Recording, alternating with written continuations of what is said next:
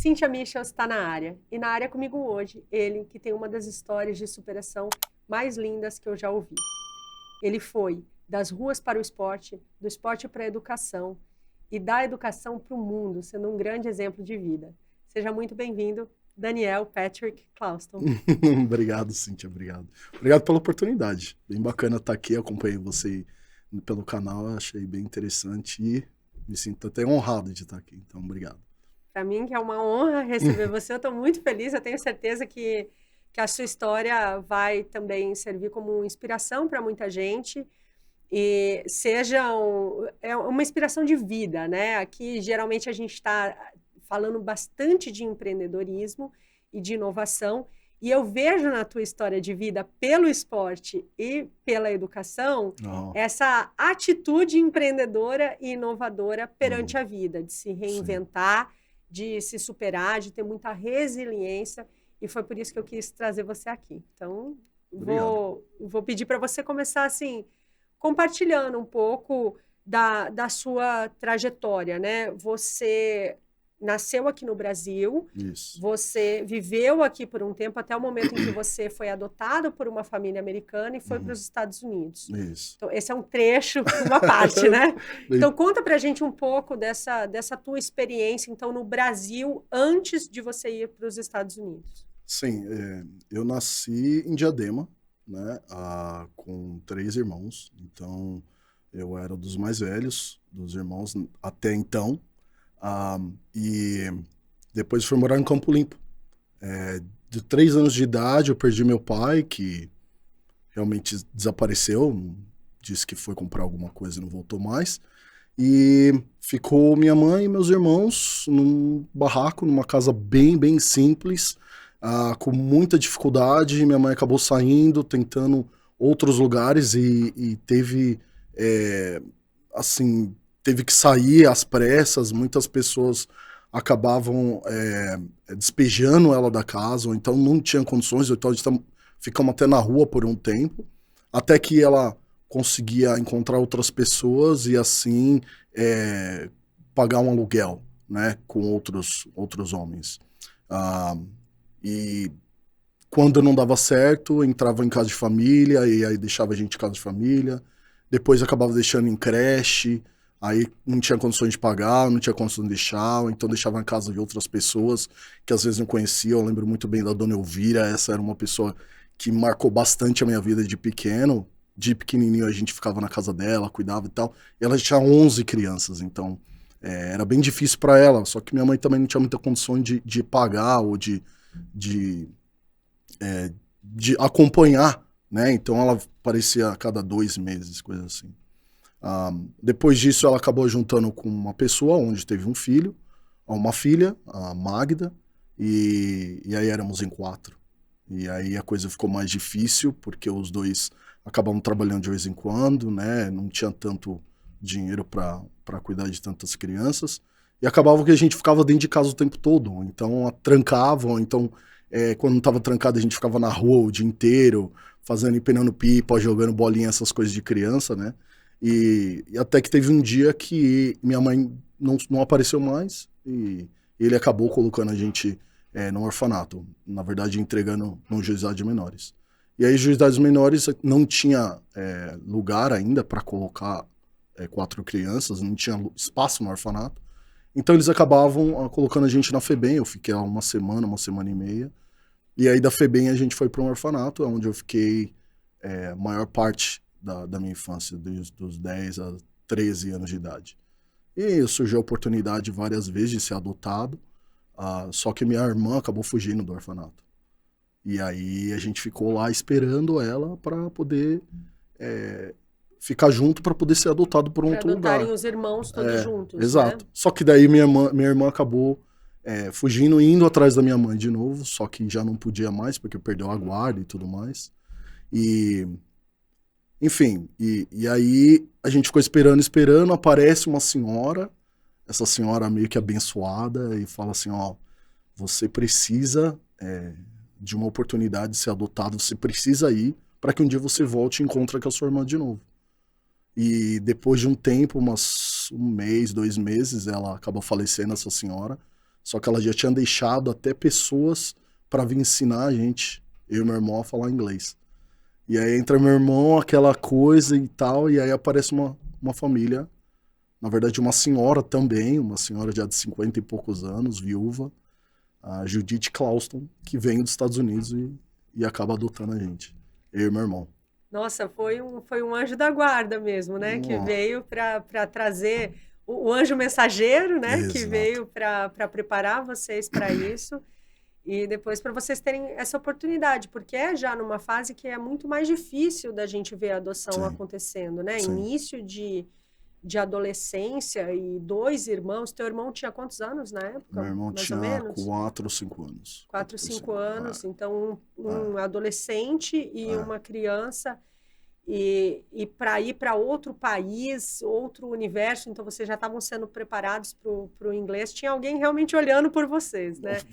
E quando você chegou nos Estados Unidos, como que foi? Assim, teve um choque cultural muito grande, a barreira da língua, onde vocês foram morar? Como que foi essa experiência de chegar lá e estar nessa outra vida completamente diferente daquilo que você conheceu nos seus primeiros 13 anos? Na verdade, foi um pouco antes, porque quando ela chega no Brasil, a gente acaba ficando em São Paulo era para ser 4 meses. Mudou algumas leis na época porque tinha alguma coisa sobre venda de órgãos de criança. Nossa então eles Senhora. mudaram a lei para que porque antes só colocava no avião e a criança encontrava a família no país. Aí desde então eles colocaram que a pessoa que vinha para adoção tinha que ficar no mínimo 4 meses. Só que ela teve vários problemas. Então assim, no primeiro momento que eu encontrei com ela, essa senhora bem alta, muito, muito branca e bem, assim, grande mesmo, eu fiquei impressionado, porque, assim, eu nunca tinha visto aquilo, sabe? Mas ainda surgiu uma vontade de, será que eu vou ter um pai dessa vez? Que era coisa que eu já não tinha, nunca tive. E aí eu fiquei sabendo depois que ela era viúva, mas até então eu não sabia. Então quando ela veio, foi um choque muito grande pra mim e pro meu irmão. Principalmente pra mim, que eu já era mais velho, já entendia das coisas.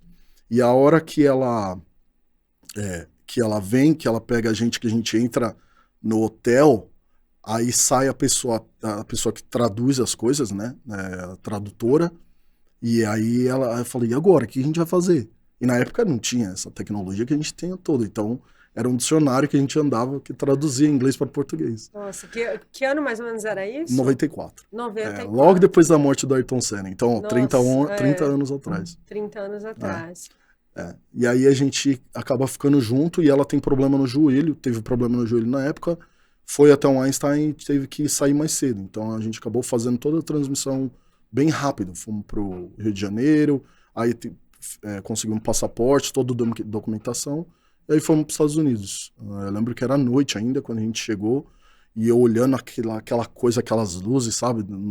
Na verdade, nem avião eu lembro, porque como é a primeira vez de tudo, eu lembro de decolar em Nova York, pousar em Nova York, e a hora que eu olho assim, eu vejo vários campos, mas parecia o campo de futebol cortado no meio. Era o que eu pensava muito. E hoje eu sei que era campo de beisebol, todo lugar que a gente andava. Então, quando a gente chegou também, eu tinha aquela expectativa de uma família, sabe? Aquela coisa que você vê em filme, que vem todo mundo com um balãozinho, que vem com... E não tinha ninguém. E ficava, nossa, que estranho, né? Tipo, coisa diferente. E aí eu fiquei sabendo que Nova York não era onde a gente morava. A gente morava um pouco mais no interior de Nova York. As pessoas conhecem mais da ilha, mas o interior é muito maior. Como São Paulo, a gente conhece mais a capital. Então, no dia seguinte, foi quando a filha dela veio nos buscar e a gente foi. Só que demorou 8 horas para chegar de Nova York até a cidade onde a gente morava. Por que de tudo isso? Porque a cultura de Nova York que a gente conhece é muito diferente daquilo que eu vivi naquele momento. Que era uma cidade muito, muito pequena. Tinha uma luz de trânsito, né? Então, era muito pequeno ali. Tinha 2 ou 3 restaurantes, as pessoas eram muito mais... todo mundo se conhecia. Era bem interior mesmo, muito né? interior. Então, assim, as pessoas, no primeiro momento, já ficavam de olho. Quem que é essa pessoa estranha que tá chegando aqui? Então, a gente sentiu isso entrando no restaurante, saindo para brincar de alguma coisa, e principalmente na escola, porque já existia vários grupos na escola desde pequeno. Então, eles já conviviam junto, né? Então, para nós, principalmente para mim, era muito chocante. E não falar a língua era muito pior. Só que, por um outro lado, como eu posso dizer, era muito difícil eles aceitarem uma pessoa de cor, que para eles era de cor. Uma pessoa negra que vinha de outro lugar, não importava onde. Era uma cidade predominantemente branca. Isso, até hoje. Até hoje continua sendo. Inclusive é uma das sedes do KKK, que é o Ku Klux Klan. Nossa Senhora, onde você, lá nos morros, você via à noite, você via... Porque o Ku Klux Klan que vivia nas regiões acabavam subindo para as outras cidades, que é meio escondido ali. Mas é interessante porque eu já sei o final da tua história, né? Final. Então, me chama a atenção. Esse ponto eu não sabia com tanto detalhe, e me chama a atenção como você, de alguma forma, num território tão hostil, conseguiu encontrar acolhimento e conseguiu encontrar ali algum alicerce para se desenvolver, porque eu sei que você tem uma história de muito desafio, e cada camada dessa, né? Você ser um estrangeiro, você Sim. ser negro em uma cidade predominantemente branca, Sim. da Ku Klux Klan, que é um absurdo, né? Da gente que ainda exista isso. São camadas que vão realmente te botando num grau de resiliência que para mim é muito admirável, o fato de você ter vencido tudo isso. E tá aqui agora, que todo mundo vai saber mais de tudo. Onde é esse agora, né? Mas você tá nesse lugar, assim, de realmente... Você se tornou um homem admirável. Você se tornou um homem que é um bom exemplo para outras pessoas. Então, eu precisava fazer esse comentário agora. Eu vou fazer ele mais algumas vezes. Obrigado. Então, o que acontece? Eu tive que pensar muito. O que me motivava mais era onde eu estava e onde eu estou agora. E até hoje eu ainda vivo dessa forma. Onde eu não estava bem, eu não estava num lugar confortável, e ali pelo menos eu tinha um teto, eu tinha comida, eu tinha alguém que poderia nos proteger, eu e meu irmão, então estava tudo certo. Então essas coisas, querendo ou não, ela acabou meio que sumindo daquele momento, primeiro por causa da língua, segundo por causa da cultura, porque eu não tinha a mínima noção do que era o racismo, e eu acho que muitos brasileiros não entendem muito bem o que é o racismo, até que você viva isso fortemente. Aqui é um outro estilo de racismo, quando a pessoa vem na sua frente ou fala para você certas coisas, você sente, mas eu fui sentir isso logo depois que eu comecei a estudar melhor e entender melhor a língua. Mas no começo foi bem impactante, assim. Porque nos não Estados Unidos é muito forte, né? A segregação é muito, muito forte. Sim, e sim. ali naquela região é uma que é especialmente brutal. Exato. E, então, assim, foi complicadíssimo, assim, no começo. Pra você ter uma ideia, a gente ficava até meio com medo, será que vai voltar, será que não vai? E até que a gente também descobre que ninguém da família, Clauston, que nos adotou, sabia que a gente estava indo para os Estados Unidos. Então ela veio sem contar, contou para uma outra pessoa, mas ela teve 14 filhos e eles não sabiam. Ela tinha uma mãe na época, ela também não sabia. Então lá, como você tem um sobrenome, é uma coisa muito forte. E até que um dia a gente não podia atender o telefone, não podia sair de casa, não podia ir no correio, não podia fazer algumas certas coisas, eles descobriram que tem 2 meninos de cor sendo adotados e tem um sobrenome. Aí teve uma reunião familiar e a gente ficou, e agora? Será que a gente vai ter que voltar? Porque eles não aceitavam. E a gente descobriu que eles não aceitavam porque uma das pessoas da família deles foram estrupadas pelo negro. Então já existia esse tipo de bronca, entre aspas. Mas a nossa mãe, que hoje considera como mãe, nos criou e ela sempre falou, vocês são meus filhos, eles são meus filhos, eu vou proteger. E ela fez isso. Ela ia na escola o tempo todo, então quando tinha algum tipo de bullying, quando tinha professores chamando de cores, ela ia falar, esses são meus filhos, vocês respeitam eles até o fim. E isso dava um alívio bem grande. Ia no mercado e perguntava, por que essa mulher branca está andando com 2 negros? E ela falou, esses são meus filhos. Não tem diferença. E eu na igreja, eu falo, oi Judite, tudo bem? Quem são eles? São meus filhos. E ela batia no peito por isso. E até hoje faz, né? Teve suas dificuldades, com certeza. Mas isso eu não posso negar que ela sempre tentou cuidar. Inclusive na língua.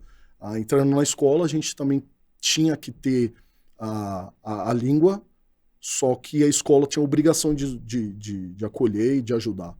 Primeiramente eles não queriam. Depois fizeram vários testes psicológicos, achando que eu tinha algum problema, mas não, é porque eu não tinha educação, eu morava na rua, quase não estudava. Então, quando eu cheguei, era aquela coisa, eu fiquei no 9º ano, 3 anos no 9º ano, porque eu não tinha alfabetização ainda. Então, ela foi, lutou para que eu conseguisse isso. E hoje eu dou, graças a Deus, que ela conseguiu fazer isso com a gente, né? Nossa, essa mulher abençoada também, né? Essa Sim. mãe Sim. é mãe, né? Sim, Luta pela gente sim. até o fim e com certeza isso, se vocês passaram por isso, vocês com certeza tinham muito merecimento para encontrar uma pessoa dessa no caminho. E eu vou voltar um pouquinho antes da gente continuar avançando, porque você mencionou lá no início o seu pai, né? Que saiu, sumiu, abandonou, e como vocês queriam ter um pai. Eu também, quando a minha mãe, quando ela engravidou, meu pai não assumiu a paternidade, né? Então foi já na gestação, meu pai biológico. Então eu também fiquei alguns anos ali, uma janela na qual eu não tinha uma referência de pai, e eu lembro do quanto, de alguma forma, né, eu queria ter um pai, queria ter. Então, quando a minha mãe teve o meu irmão e formou essa nova família com o meu pai de criação, que é o meu pai, eu lembro dessa força, né, disso, de eu quero ter um pai também.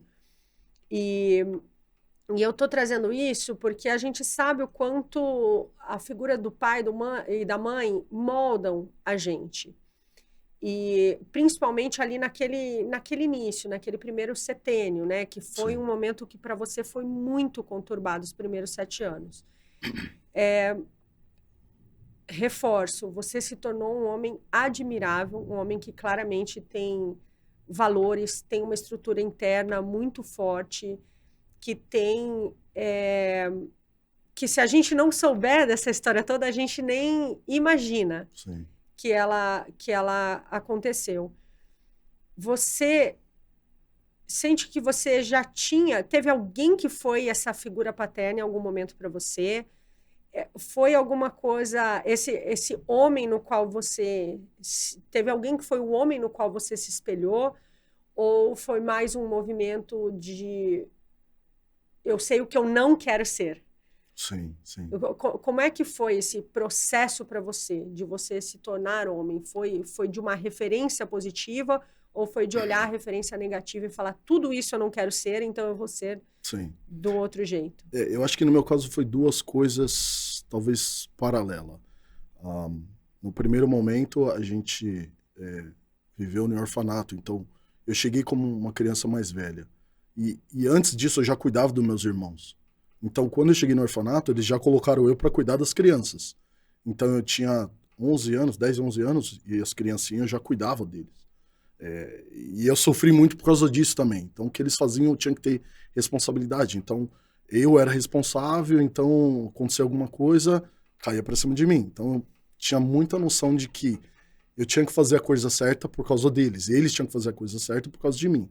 Então, ali já entrava nessa questão, talvez paterna, de alguma forma. Mas quando eu cheguei nos Estados Unidos, eu também tinha aquela coisa de acolher o meu irmão. Porque ele sofreu muito, ele era muito pequeno ainda. E para ele não fazia a menor noção do que era aquilo.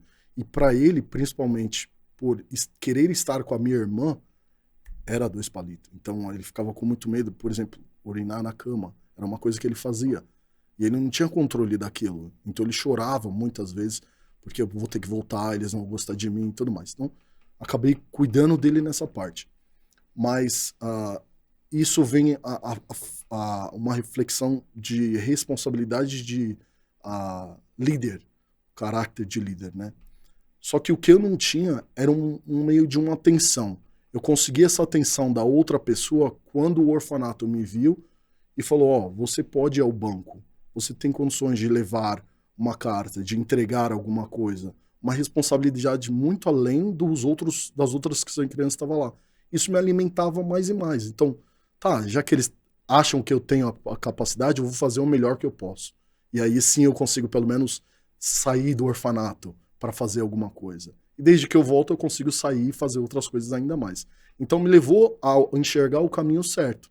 Diferente de outras pessoas, inclusive minha irmã que saiu, fugiu do orfanato, acabou me pensando, tá, isso está sendo produtivo para mim. Quando eu chego nos Estados Unidos, que eu tenho essas dificuldades culturais, língua e tudo mais, eu acabo me engajando em duas coisas. Primeiro é o esporte, que era o futebol americano. E segundo é a academia. Porque eu ia para academia para saber o que era, o que estava acontecendo, e aí eu encontrei uma pessoa que até hoje me brilha com várias palavras dentro do futebol americano, que é o meu técnico de futebol americano. Inclusive, ele faleceu esse ano, fiquei muito chocado, assim, muito triste. Walt Smith é o cara que realmente me moldou como pessoa, como ser humano, como caráter, e ele deixa muitos legados, assim, de tudo que eu faço. Naquele momento, eu realmente precisava, é como você falou. Tinha minha mãe, mas precisava de uma figura masculina, precisava daquele toque, ou daquela pessoa e falar, ó, tá na hora, chega, não é assim que faz, não é isso, não tá legal, aquilo ali você tem que fazer. E ele também era professor dentro da escola. Então tudo isso acabou me ajudando naquele início de tudo, de como fazer. Ele falou, ó, você vai fazer academia porque eu quero você jogando. Só que eu nem falava a língua. Então, eu entrar no futebol americano e começar, tipo, tá, eu vou bater em quem? E isso não é brasileiro, né? Não tem essa cultura. Mas eu enxergava muito a minha irmã. E eu enxergava isso como uma coisa, tipo, eu tenho uma oportunidade aqui. Eu não sei qual é a vida dela lá. Eu não sei o que ela tá fazendo lá. Então, a pessoa que vai entrar na minha frente vai me impedir de eu fazer aquilo. É a pessoa que talvez vai sentir um pouco daquilo que eu tô sentindo, sem falar nada. E aí eu fui me destacando mais e mais e mais dentro do esporte. Mas sempre se segurando por causa dele. Ó, não é assim que você pode fazer. Não pode ser tão assim, não pode ser tão assado. Então, me Não ajudou bate tão bastante. forte que você é grande. Eu imagino os desafios. E quanto tempo você ficou nessa imerso mesmo no mundo do esporte, assim, vivendo essa experiência? Então, no high school são 2 anos, né? Então, são 4 anos. E eu fiquei 6 anos. Porque lembra que eu não tinha a língua e também não tinha a educação para estar continuando na série. Então, esses 5 anos eu fiquei jogando futebol americano. Aí no último ano, que é o ano que você vai para faculdade, ganha não sei o quê, faz não sei o quê, e ganha bolsa e tal, eu não pude porque eu não tinha terminado ainda o high school. Então, eu tive que ficar um pouco mais para trás. Mas 5 anos, e dos 4 dos 5 anos foram todos relacionados ao futebol americano dentro do esporte. E também fiz outros, também fiz tênis, tentei no beisebol, tentei no basquete, fiz teatro, fiz música, tudo para melhorar a língua, tudo para se engajar e tentar estar mais próximo das pessoas. E também coisa para fazer, porque senão não tinha nada para fazer onde eu morava. E nessas diversas atividades, assim, teve alguma na qual você se sentiu, claramente tem esse treinador que você teve, mas pelos pares ali mesmo, né? Pelos seus colegas de classe. Teve alguma atividade que você se sentiu mais acolhido e alguma que foi mais desafiadora? Como que era isso? Assim, as pessoas ali na classe te recebiam bem? Ou foi mais difícil no começo, mas depois ficou bom? Foi ruim do começo até o fim? Como é que foi a relação? Não. São pessoas que no primeiro momento, para conhecer, para poder ter uma intimidade, foi muito difícil. E dá para entender hoje, né? Na época eu não entendia muito bem, achava que todo mundo era contra. Mas conforme o tempo, você vai se engajando e você vai conhecendo quem são e eles vão te conhecendo. Só que minha mãe, Judith Clausen, que esteja assistindo, ela é muito forte. até hoje tem 80 e poucos anos, é muito forte. E ela conhecia todo mundo. Então não tinha muito como escapar das pessoas me maltratarem ou fazer alguma coisa. Mas porque eles ficavam com medo dela. Do que qualquer outra coisa. Não, vou contar uma história, rapidinho. Claro, temos tempo. Eu entrei num barranco lá para dirigir com um cara que me chamou para testar a máquina dele, o trator, não sei o quê. Aí chegou um monte de polícia, que era uma área privada que não podia. E aí os caras chegaram tudo armado para tentar... Aí chamaram a polícia, colocaram eles na viatura. Aí chegou dentro da sede da viatura, da polícia, sede da polícia. Ai, gente, como chama? Esqueci. Eu tô com a sede na cabeça. Não é sede, mas tipo delegacia, como né? se fosse uma delegacia. E aí chegou, a gente sentando numa mesa e todo mundo sério e tal. E aí o delegado falou, quem que é esse? Ele falou, o Daniel Clauston. Aí todo mundo, Clauston? Aí o outro olhou para ele e falou, você vai ligar pra mãe dele. Não, é você que vai ligar pra mãe dele. Aí o amigo que tava comigo, ele, o que tá acontecendo? Aí liga pra minha mãe, falou, então a gente tá com seu filho, mas ele tá bem, pode vir. E ela já bateu a porta assim, vem, pegou os dois, e sobe. Todo mundo ficou assim, peraí.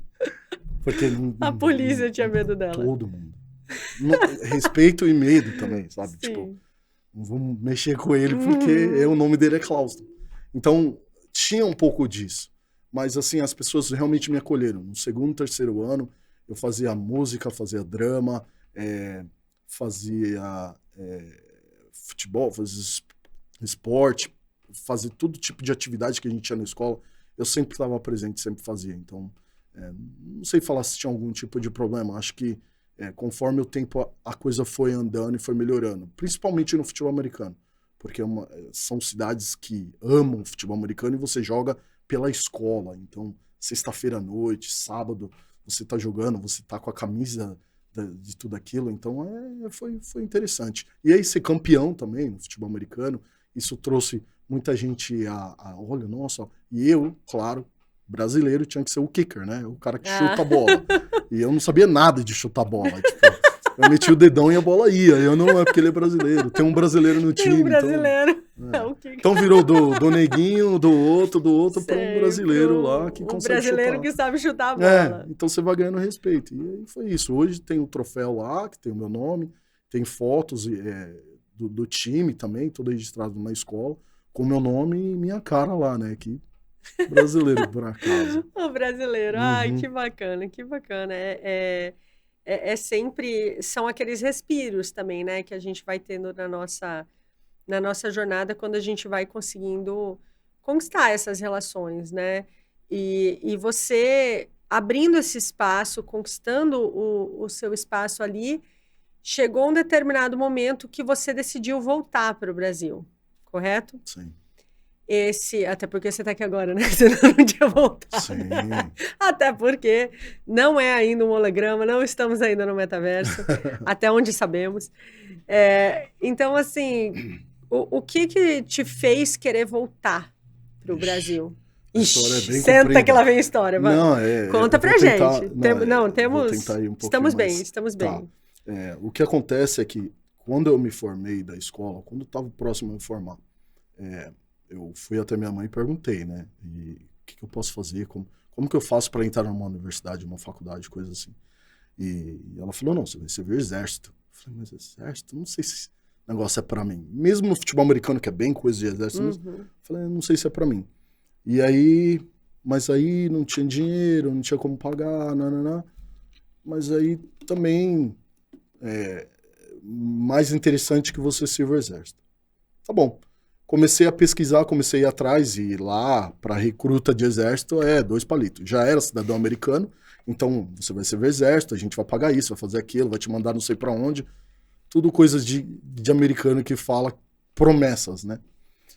E no dia que eu fui fazer a prova, eu fiz a prova, aí no dia seguinte eu fui assinar os documentos para poder servir o exército. Se tivesse serviço, talvez nem estava aqui. Vários amigos meus, depois na guerra do Iraque, onde não estão mais com a gente hoje. Mas indo a assinar esse documento, teve uma colisão dos 2 carros do exército que bateram, e eu estava dentro de um deles. Então eles pediram para me esperar no próximo final de semana para vir me buscar para eu assinar. Naquele final de semana eu decidi que eu ia pelo menos tentar uma faculdade. Então eu peguei o ônibus, sem a permissão da minha mãe, sem nem ela saber. Cheguei até a faculdade e entrei no lugar que paga lá e perguntei como é que eu faço.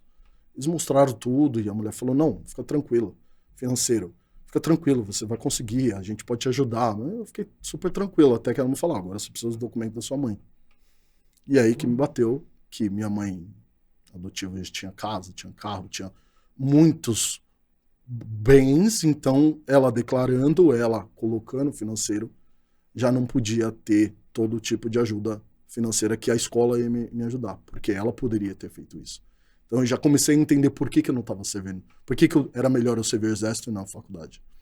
E ela falou, infelizmente a gente não pode fazer nada, a não ser com essa documentação da sua mãe, de imposto de renda e tudo. E eu sabia que ela não ia fazer isso. Não era uma coisa tão simples. Não, tá bom, vai lá tentar, se não der certo, não.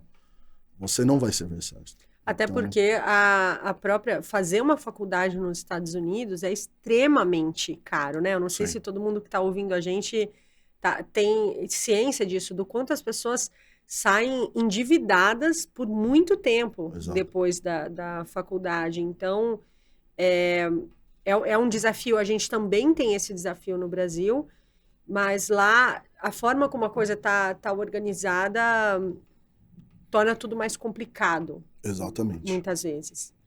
E aí a história é onde que mais um brilho acontece. Eu esperando o ônibus para voltar, aparece uma senhora. Do nada ela falou, eu vi sua história lá, você falou pra mulher sobre ser adotado, que bonito. E eu só pensando, nossa, agora eu vou pegar mais 8 horas de viagem nesse ônibus, essa senhora vai ficar sentada do meu lado, eu vou ter que ficar contando história que, assim, não tava muito afim.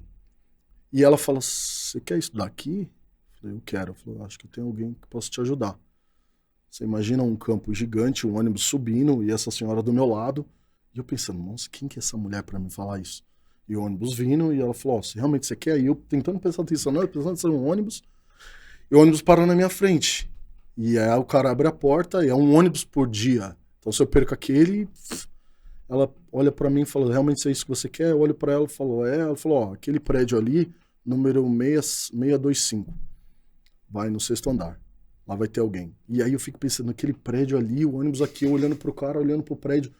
Eu sou muito péssimo em número. Então ela fica falando, eu falo, tá. A hora que eu olho, cadê a senhora? Sumiu. Do nada. E até hoje eu fiquei pensando como pode. Na hora o ônibus sai. Eu saio, chego numa mesa igual a essa, bato na porta. Quando eu olho uma mesa, o presidente da universidade sentado lá. E ele fala, quem é você? Eu falo, eu sou brasileiro, aquela coisa assim. Eu fui adotado. Ele, você é brasileiro? Pelé e Carnaval e darará, que eu não posso falar, né? Todo o estereótipo do Brasil. Nossa, aí eu fico assim, esse isso Brasil aí mesmo. Aí ele olha e fala, tá, você tem quantos anos? Eu já tinha 20. Imagina que as pessoas falam dos Estados Unidos se formam com 16, 17. Uhum. Então eu com 20 já era mais velho daqueles que estavam acabando de chegar. Ele falou, já que você é mais velho, a gente tem a possibilidade de você trabalhar aqui na universidade. Eu falei, nossa, eu faço qualquer coisa, me dá que eu faço. E aí eu comecei a ser o que chama de Resident Assistant, que é onde você tem as repúblicas, que são da faculdade, e você toma conta dessas repúblicas. Então você é responsável por 68, 70, 80 alunos. Lembra que era aquilo que eu fazia no orfanato. Nossa, eu ia falar exatamente isso. É impressionante como as coisas se conectam, né? Sim. E aí eu fico maravilhoso. Nossa, que legal. E aí, onde, você vai ter uma bolsa, você vai ter pago os seus estudos, você vai ter um lugar para morar, você vai ter comida, alimentação, e a gente ainda vai te dar um salário. Pequeno, mas vão te dar um salário. Eu fiquei super feliz, mas eu não sabia qual que era o trabalho. Né? Muito difícil. Não tinha folga, não tinha noite nem dia, não tinha... Eles saíam, tinha que ficar, então eu era responsável para aqueles que iam nas festas, os alunos novos, e aí, assim, droga, estrupo, tudo que você imagina acontece lá dentro. Porque é onde eles trazem a maioria das drogas para vender, o pessoal traz, enfim. Mas foi uma dificuldade gigante e ainda tinha que manter minhas notas lá dentro. Mas aí eu conheço a segunda pessoa melhor dessa face, que é a Roxana Piszak, que é a minha counselor. E ela me apresenta como que é uma vida na faculdade. Porque eu também não tinha as notas maravilhosas. Eu também tinha aquele medo de inglês, eu não sei se eu ainda tô, né? E ela falou, não, vamos fazer assim, assim, não, primeiro assim, assim. Eu falei, mas eu não consigo. Aí ela, não, mas eu não posso. Ah, mas é muito difícil. Eu, para, vai fazer. Para de ficar reclamando. Aí tinha uma outra ajuda também, e eu pedi outra ajuda também, que ela me guiava para eu poder fazer. Então, eu me formei dessa universidade sem pagar absolutamente nada. E aí, dessa, eu entrei para uma outra universidade, chamada Oswego, que também é mais para cima ainda. E aí é onde eu fui apresentado a um professor de português. Só que, tipo, ele era americano, que falava espanhol, que veio aqui no Brasil uma vez, que falava um português meio estranho. Aí eu tive a oportunidade de participar de um projeto que tinha aqui na PUC, deles, e vinha para cá e eles mandavam alunos para lá. Só que nunca nenhum aluno de lá queria vir para cá. Então eles falaram, ó, você tem a possibilidade. E aí eu consegui ter a oportunidade, porque eu fiquei 1 ano estudando português de novo, que já não falava nada de português. Aí eu fiquei 1 ano estudando português, consegui ganhar algumas bolsas deles, e aí teve um momento de eu ter que recuperar o meu passaporte. Porque aí eu não tinha passaporte, não tinha documentação nenhuma. Inclusive, meu sobrenome também era diferente. Daniel de Barros virou Daniel Patrick Clauston. E aí foi bem difícil. Foi outra novela, né? Nossa, eu dormi na cidade de Nova York, no pé do prédio lá do consulado brasileiro, porque eu não tinha documentação, e elas falaram, você não tem RG, não tem CPF, não tem nada. Não tem nada, eu tinha uma carteira de motorista só, sabe? E aí eu consegui metade no documento. Ela falou, ó, vou te entregar o passaporte. Tô só resumindo, tá? Vou te entregar o passaporte, vai pra casa, vai estar lá. 1 mês chegou, eu fiquei todo feliz. Nossa. E aí a oportunidade de voltar pro Brasil depois de quase 15 anos. Você volta então em que ano? 2000 que era isso? 2012. 2013, Tem que fazer as contas. Assim. 2012, 2013. Então já tem 10 anos que você tá de volta aqui. E quando você voltou, você veio para fazer esse programa num sistema de intercâmbio. Isso. E depois disso, você acabou ficando direto? Ou você ainda voltou, voltou? Não. Foi para lá, foi para cá? Porque, na verdade, a minha ideia era que eu aprimorasse o português. E era parte dos estudos mesmo. Uhum. Então, eles ficaram com muito medo de eu voltar e ficar aqui. Eles falaram, ó, você vai representando a faculdade. Então, você não pode ficar. Você tem que voltar para terminar os seus estudos. E também tinha aquela coisa, a gente conhece a sua história, a gente quer saber. E aí, você vai atrás da sua família mesmo? E logo no início de tudo, era mesmo para vir estudar. Mas não demorou muito. Em 3 meses, na verdade, até que demorou 3 meses, depois de conhecer vários projetos aqui no Brasil, projetos econômicos, projetos sociais, projetos governamentais, projetos de vários tipos, que fazia parte do programa da PUC, que é onde eu estudei, Relações Internacionais. Eu tinha que fazer vários projetos e apresentar para a Universidade dos Estados Unidos como que era isso aqui. Inclusive viagens também, né, que eu fazia. Então, só depois de um tempo que meu irmão lá, já fazendo faculdade, falou, pô, pega um final de semana, vai atrás, vê se a gente consegue achar a nossa irmã, né, que era aquela que fugiu do orfanato. Falei, puxa, posso até fazer, mas como é que vai ser depois? Porque aquela coisa, pintar Estados Unidos de as ruas de ouro, né, como a maioria das pessoas acham, era uma coisa, só que eu estava aqui como estudante, eu não tinha nada, eu recebia a verba de lá para poder conseguir pagar um aluguel aqui, para poder pagar a faculdade aqui, para poder comprar meus livros, já não tinha mais nada. Então, encontrando minha família de novo, como é que ia ser essa experiência, entendeu? Então, ficou essa dúvida na cabeça. Mas você decidiu, tanto que você, em algum momento, se reencontrou com a sua mãe, teve um reencontro bastante importante aí que compartilha com a gente. A gente aqui gosta de fortes emoções. Foi bem interessante, porque ela estava trabalhando e eu fui atrás do meu padrasto na época, e era um cara bem violento, hoje ele já falecido, muito violento, tinha uma filha também, assim, e eu lembro de querer ser polícia exatamente para se vingar de tudo aquilo, né? Então, a partir do momento que eu vi ele, eu eu já me senti um pouco de pena, porque ele bebia muito, então teve vários derrames e tudo mais. E aí aquilo passou, eu falei, não, vamos seguir, cadê minha irmã, que era a principal, Michele, que era a principal que eu queria mesmo. E ele não sabia de nada dela, mas sabia da minha mãe, me deu o número de telefone da minha mãe. Liguei para minha mãe, ela vinha da Zona Norte até o extremo Zona Sul, onde a gente se encontrou. E chegou, chorou, sabe? Tipo, nossa, que legal que você tá de volta, cadê seu irmão, tal, tal, tal. Mas aí eu perguntando à minha irmã, e aí, cadê? Ela falou, não, sua irmã tá bem, só que ela tá presa. Já tava presa há um tempo. Pegou uma pena de 4 anos, já tava 5 anos e meio, coisa assim. E isso pegou bastante, porque pelo menos ela tava viva, mas como que a gente ia fazer para se reconhecer de novo? Né? Então foi um momento bem difícil. E aí eu fui visitar, minha mãe falou que ela tinha um filho, eu fui visitar esse filho. E aí a hora que eu cheguei, eu falei, como que você chama? Aí ele falou, Patrick. Gente, eu fico só arrepiada te ouvindo. Jura? Eu falei, Patrick? Enfim. Voltando, para quem não prestou atenção.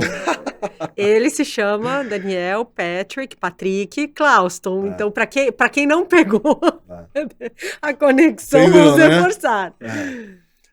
Então, esse Patrick hoje já é um homem de 24 anos. Muito bem de vida e tal, mas assim, eu fiquei chocado, porque como depois de tanto tempo afastado, sem ter nenhum tipo de conexão e tal, e eu falei, tá bom, agora quero ver minha irmã. E chegando, Franco da Rocha, cadeirão feminino, pior coisa da vida, eu nunca passei por aquilo. Resumindo, consegui entrar por muita dificuldade, porque eu tinha um sobrenome diferente do dela, ela nem sabia e tal, consegui entrar, na hora que eu olho pra ela, olha pra mim, e quem que é esse cara? Quem é você? Eu tenho uma mancha aqui atrás. De nascença. De ácido mesmo, que jogaram quando eu era pequeno. E ela já chegou assim, nossa, e isso aqui? O que é isso? Nossa, é você. Nossa, a emoção gigantesca, porque ela sempre fez tudo pra gente estar junto. A gente sempre, em tudo na vida, a gente sempre tava junto. E aí eu olho pra ela e falei, Patrick, ela olha pra mim, tem uma tatuagem aqui, Patrick, no braço. E aí eu falei, isso aí? Ela falou, eu sou o nome, Daniel Patrick Clouston. Você mora em Hancock, New York. Sua mãe é Judith Clouston. Começou a soltar várias coisas. Eu falei, não acredito. Ela falou, eu mandei carta pra você, eu mandei telegrama, tentei te alcançar, mas aniversário, Natal, você nunca respondeu. E aí veio a conexão, né? Aí começou a pegar. No dia seguinte já, voltei pros Estados Unidos, bati na porta, e a minha mãe veio e falou assim, encontrou ela? Eu falei, encontrei. Aí ela vem com uma carta, assim. Nossa Senhora. Gigante, falou, isso aqui é pra você. Aí eu me pergunto, será? Por quê? Como? E seria diferente? Como que, né? E, enfim, a gente conseguiu tirar ela, meu irmão, fizemos de tudo pra poder tirar, hoje ela tá super bem, mas a história dela é muito, muito mais impactante de qualquer coisa que eu consigo falar aqui. É ela que tem que estar sentada aqui. Se tem uma pessoa que merece qualquer outra coisa, é ela. Porque depois disso ela passou por muita dificuldade. Gigante. Mas hoje tá super bem, estamos super bem. Vamos trazê-la também. seria bem interessante. Se ela topar, o microfone tá aberto. Vem sim. Mas eu fiquei super feliz, naquele momento era uma felicidade grande, os 3 juntos de novo. Aí meu irmão vem, aí eu volto, aí eu tenho que voltar de novo. Aí, a gente se reúne, a família toda, a minha mãe biológica também, sabe? E aquela emoção gigante, finalmente a gente tá junto, mas não dá liga. Não vai, porque são culturas diferentes, modos diferentes de fazer, modo diferente de se pensar, tal. Meu irmão volta pra cá e aí eu volto pros Estados Unidos e termino minha escolaridade lá. E aí eu preciso me mexer para saber o que eu vou fazer depois. E aí eu volto para São Paulo, onde eu passo um tempo aqui em Jundiaí, eu encontro o meu tio, que é um tio biológico que eu nunca tinha visto na vida, e ele tem outra história, assim, muito impactante. E aí o que acontece? Meu tio foi adotado também, minha mãe biológica também foi adotada, minha mãe adotiva também foi adotada. Minha mãe adotiva e minha mãe biológica faz aniversário no mesmo dia. Dia 15 de abril. Do céu. Minha filha, Melissa, faz aniversário dia 16 de abril. Gente Coincidência ou não? Mas assim... É muita conexão. Eu... Olha, roteiristas brasileiros, por favor, Procure. a gente tá esperando o filme da vida. Porque, olha, é fantástico. Eu tô vendo no cinema já. Eu vou estar lá no dia da estreia. Tem muito resumo aqui, tá? Eu só tô... Não, eu tenho certeza, porque, assim... Eu tô impressionada, assim. Eu ficaria aqui mais 3 horas ouvindo. Acho que a gente vai precisar fazer parte 1, parte 2, parte 3. Porque assim, é fantástico tudo isso que você está trazendo. Como as coisas se conectam, como é diferente, né? Quando a gente olha para trás e a gente consegue perceber. Porque na hora que a gente está vivendo... cada desafio é muito dolorido. Sim. E como você trouxe aqui algumas vezes, né? A gente se pergunta, mas por que isso está acontecendo? Por que está acontecendo comigo? Como teria sido, né? Se era outra linha do tempo, se alguém tivesse falado sim, se alguém tivesse falado não. Como teria sido isso?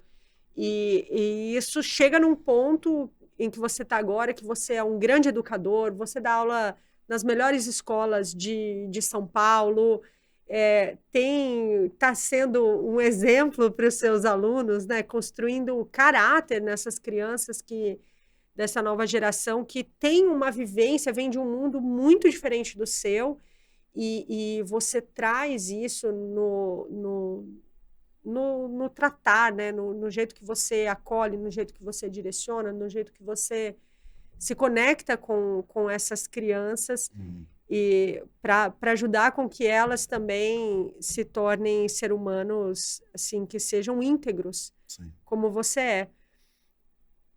Eu tô muito emocionada, eu queria continuar aqui por muito tempo ainda, infelizmente a gente vai precisar fechar, mas eu vou deixar então, ao invés agora de eu seguir fazendo perguntas, eu vou deixar aberto para você compartilhar alguma coisa que você queira compartilhar.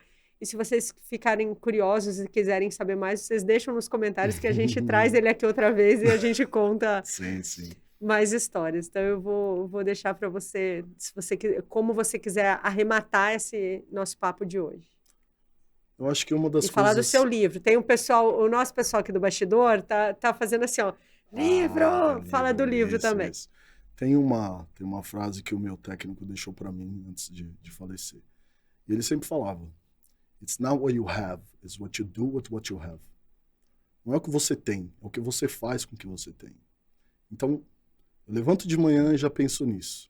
Antes de reclamar, antes de fazer alguma coisa que eu não quero muito, antes de uma coisa que você quer demais. Então, é importante, eu acho, que as pessoas valorizar um pouco uma outra e ter essa coisa de por que eu sou importante? Para quem que eu sou importante? E o que eu posso fazer para ser importante para o próximo? Hoje a gente está vivendo aí, né, Rio Grande do Sul, com todas as tragédias, e as pessoas querem mais e mais fazer, mas ao mesmo tempo a gente acaba não olhando para o lado, um lado ou outro, e vendo as pessoas que precisam uma da outra. Então acho que é essa mensagem que eu quero deixar. Se você pode, faça. Uma das coisas que eu nunca consigo entender é por que pessoas que têm tanto conseguem fazer tão pouco. E por que as pessoas que têm pouco conseguem fazer tanto. E essa pergunta ainda fica pelos ares. Mas eu fico muito feliz de estar aqui, quero agradecer a oportunidade. Meu livro, a gente está engajado bastante. Marcelo Siqueira já escreveu vários livros, é um cara fantástico. E a gente está ali todo dia indo atrás de material, fazendo entrevistas, puxando corda ali, puxando história do outro lado, encontrando pessoas e lugares, né, registrando esses momentos que eu passei para esse livro poder ficar pronto, e onde vai ter vários e vários detalhes do que aconteceu, de como surgiu. Eu espero que tenha um final feliz. Acho que pelo menos deixar um legado aí. Quero agradecer você pela oportunidade.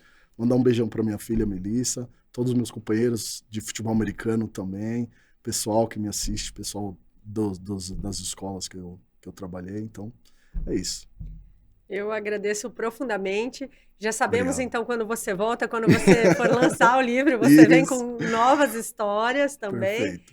com mais ensinamentos. Você nos ensina muito pelo teu exemplo, pelo teu sorriso, o teu carisma. Quando a gente se conheceu, eu primeiro conheci você Uhum. e depois eu conheci a tua história. Isso. E agora tive a oportunidade, com a sua generosidade, de conhecer um pouco mais. E quando eu conheci você, ficou muito marcado para mim essa presença da alegria, essa disposição que você tem para a vida, que é muito bonita. Então, foi algo que eu observei em você. Eu falei, nossa, né, uma pessoa de bem com a vida, uma pessoa que você vê que gosta de fazer o que está fazendo, uma pessoa que está aberta a se conectar, uma pessoa que vive bem cada agora, sabe? É uma pessoa que está vivendo o presente que é a vida.